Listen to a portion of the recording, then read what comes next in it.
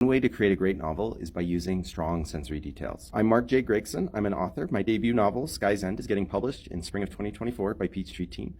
I'm also an English teacher, and this is part 5 of my running series on writing a novel. Please follow me for more and check out the other videos. So sensory details are any type of details that engage your reader's senses. So like seeing, smelling, hearing, tasting, touch.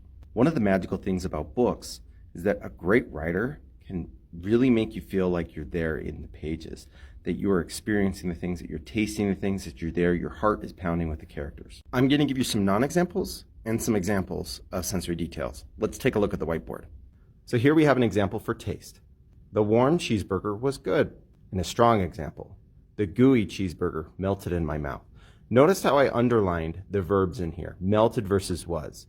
Was is not a very strong verb, but melted is, and it's going to create an image. Here's another example, this one for touch. Our weaker example, the eyeball was sticky, again with a weaker verb. And the strong example, the sticky eyeball clung to my fingertips. Notice how we use clung versus was. Next, we have smell. The fridge was full of all sorts of bad smells. Not very specific, but we can do better. Strong, I nearly choked from the overripe odors emanating from the fridge.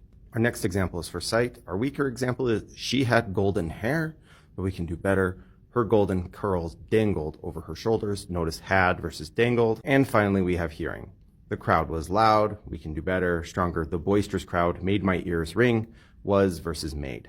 One of the real challenges, though, with sensory details is when to use them. Sensory details can slow down the scene, but it definitely puts your reader into the scene. So be strategic when you use your sensory details.